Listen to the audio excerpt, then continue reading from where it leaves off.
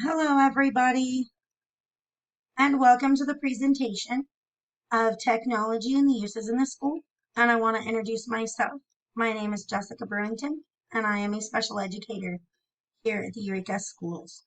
I want to start by explaining that you all are here to see a presentation that I'm about to give you to help you better understand how technology will help in your schools, as well as touching on taking in information that's going to help you vote on the $18 million education technology bond. The bond will be used within the community centers and the schools to help with that we are getting the proper technology to children within our schools, as well as to the adults that take the adult learning programs. We will be learning about the universal design for learning, with learning new approaches to teaching with both children with disabilities and without. We will look at the three principles of the UDL. UDL is the new approach to teach according to our text by Eddie Byrne. Universal design for learning is a philosophy of instructional design that seeks to create instructional learning environments and material that proactively evaluates diversity, embedding support for students to foster access and engagement. Knowing that there are three principles within the UDL, they are means of representation, multiple means of representation, multiple means of expression, and multiple means of engagement. We will look at the information within the three principles. All of these are essential pieces for children's learning. Each one of the principles is a way to help keep the child engaged in learning and how to keep them consistently engaged. The meaning for the multiple means of representation is to give the children alternatives to learning.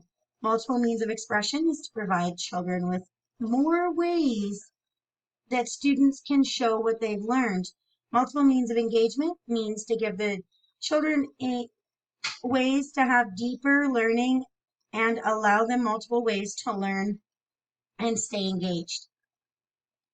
So as we move on to how I am going to demonstrate these to you, we will be arriving at the stations. You will see, especially for the station 1, videos on UDLs and how it works. So you'll watch probably about 3 2-minute videos.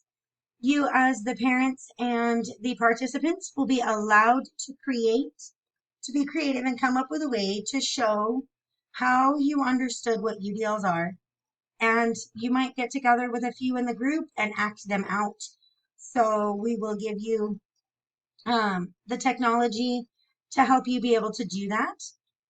We will be looking at using the Chromebooks, the tablets, which is something that can be used to allow teachers different ways that children are learning through using it for unit tests, language arts, math, history, any of the subjects. You will also be learning about Kahoot, and you will also be learning using an animal anatomy with the worksheet and printing the worksheet. You will do that with both an interactive text and an interactive app. When looking at UDL and how it helps support differentiation, we see that they work together as a way to help all learners, not just students with disabilities. UDL is a way to make all students have what they need in the classroom and have access to all that they need. So when we look at ways to help with the, again with the UDL, we will be incorporating them in the classroom in a less threatening way to deliver the lesson to students by considering the UDL guidelines, integrating elements and addressing the ranges of backgrounds, preferences, and abilities and the needs of children and their students to ensure lessons are comprehensible and engaging for all. This comes out of the Row K and Meg G article. This is the article by them that is called Using Universal Design for Learning to Design Standard-Based Lessons. So again, that's where The teacher's not going to use a cookie cutter lesson plan. This is going to give you the chance to get in there and maybe play around with a couple. You will log into your Google Classroom just like a student would on the very first day of class. You're going to find out ways to log in. You are going to have a video call with a teacher, which is going to be the agricultural teacher. The reason for that is that's actually going to help you in your next step of your learning with what the CTEs are, which is our career technical education. And you're going to interact with the applications on the computers like Kahoot. You're going to interact with the animal anatomy app. So now we move on to station 2. And in station 2, we'll go over the mission statement and the beliefs and the goals from the program that are offered through the career technical education programs here in Montana. The mission statement that I wrote says it brings new skills of family, consumer science, and agricultural education to bring new skills to the students and adults within Lincoln County. That brings back quality work ethics and new skills to take into life. Our belief statement is that we believe that students who are learning the technical skills that go with the career technical education. Now, again, there's going to be multiples of those, not just the 2 I listed.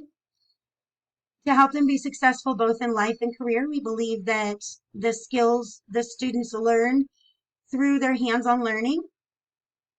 And so then we go into the goals, and our goals for them are the programs are to teach the children and the adults, of course, not just children, but the career technical job skills and life and career-based skills that they will need to help them in their careers later in life. So, we're definitely going to be touching on a lot of those. And as we do, we're going to go into the courses and programs offerings. Here in Montana it's not just 5 programs. There's actually over 500 different programs. They list them in 5 categories. The 5 categories or 5 programs are health science education, business and marketing education. There are 165 different businesses, industrial trade and technology education that helps the children to learn to work in a changing society. Agricultural education, which is one of my favorites since, again, we are from Montana. Agriculture seems to be a big part of our life out here. Ag business, animal science, aquatic culture, forestry, horticulture, leadership, mechanics, natural resources, plant science, wildlife management.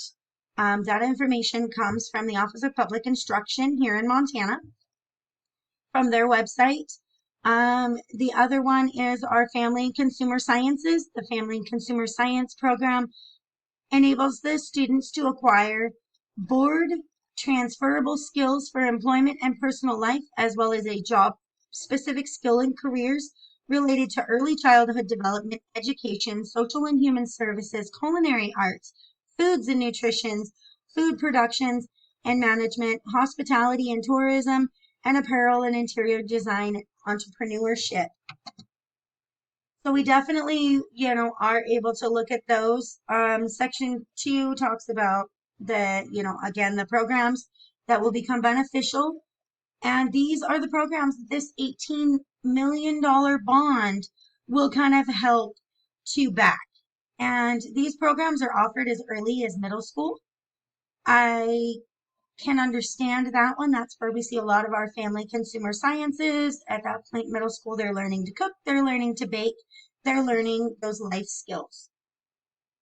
In our 3rd station, we are looking at the 21st century skills acquisition and employability, and the 21st century skills that the children will learn using the new technology, the elements described in the 21st century student outcomes coming from the partnership for 21st century skills PDF is talking about how these skills are the knowledge, skills, expertise students should master to succeed in work and in life of the 21st century. So this is going to be something that's very important.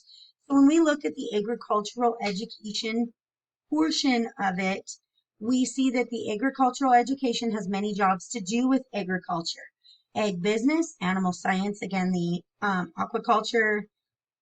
We use computers, Wi-Fi, learning animal sciences, learning the plant sciences. They will learn chemistry.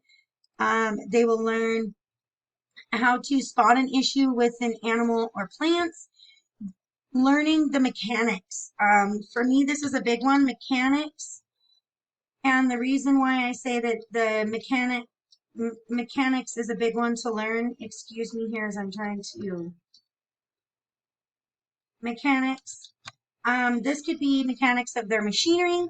This could be of, looking at the mechanical portions of tractors and different pieces that you would need as tools to use in the 21st technology and to use in the ECE or CET career education or career technological education.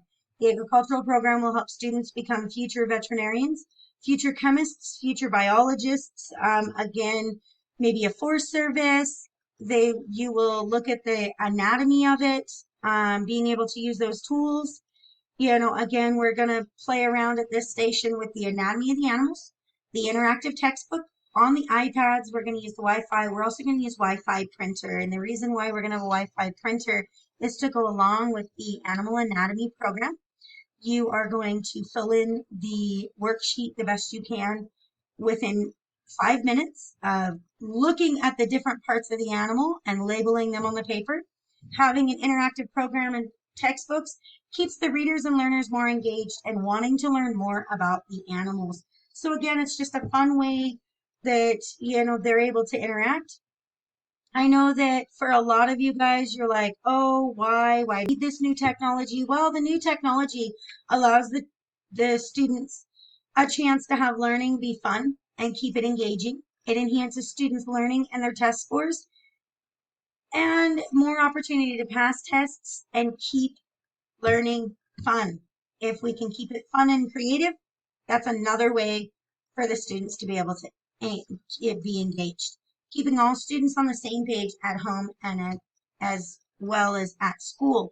So again, having the opportunity to allow these children to have the computers, the tablets, the iPads, this gives them the application, not just things like the text-to-speech, but the online textbooks, Wi-Fi, headphones, computer software programs, wireless printers, in some cases, even learning how to use the applications on a smartphone because, well, maybe they have access at home to a smartphone more than maybe they do a computer. So again, this would give us the opportunity to maybe allow to have them have the same idea as what the middle school currently has now, which is, we have our Chromebooks. We have the set of Chromebooks that the students keep at school. Once they reach 7th grade, we allow them to start taking them from home to school. Maybe let's bring in a second, Chromebook and allow them to take one home. I know also for myself, being a parent to a middle school child, having to buy her a Chromebook in 6th grade because she couldn't bring her Chromebook home to finish her homework, that was a hindrance. So I think having this bond will have these tools readily available and the children will be more successful in their schools as well as in the technology that, brings that the technology will bring to the 21st century classrooms, as well as giving the schools a chance to have, again, the two computers or tablets. Maybe they're using a tablet in class for the elementary, and maybe they're using computers in the middle school and the high school. So this would give them a way to bring one home and leave it at home and then have one, to be able to utilize in school. And they do have ways to lock them up to keep children out of inappropriate things. So again, that's all stuff that you can learn here today. Remember, at the end of all of this, you'll have the chance to ask all of your questions.